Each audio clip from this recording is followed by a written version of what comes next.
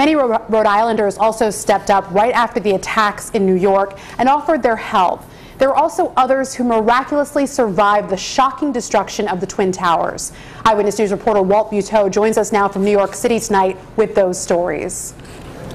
It was a day that began with a series of silent moments involving local first responders and continued with a Rhode Island business owner re-experiencing what he survived. Brooklyn Ladder Company 105 lost 7 men. The truck itself crushed. I don't look in the sky anymore and see a plane, and I think of 9/11. Just before they raced 4 miles to the towers, and she's Bob Jenkins, who owns a Rhode Island business, was starting a meeting 39 floors up. And then the building just started to convulse wildly back and forth. Jenkins returned for the first time today in several years to see what's rising from ground zero. The firefighters went silent. Ready, 2.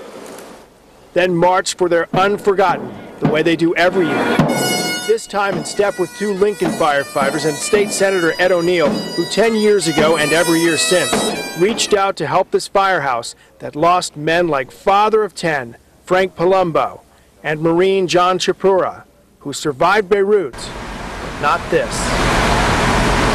So it's a matter of treating each other like members of a family, working together to get people over the rough spots. In their own way, every one of them was unique and amazing. Great people, really great people. Jenkins calmly weaved his way through security. Firefighters marched home over the Brooklyn Bridge, but they share frightening memories. Smoke and, at the time, an unexplainable smell in the stairwells. Jet fuel. Yeah, it was definitely jet fuel. All you saw was people with their faces covered, their eyes squinted. And the still hard-to-believe fact of how many died in one day. At this scale, it's just unbelievable, and to be part of it down here and to honor these guys, that's what we're down here for. And it's all about respect to these firefighters, all of New York. 9/11, 10 years later, healing and hope. This is a wound to this country. It was a wound to the world. I mean, people from all over the world died that day.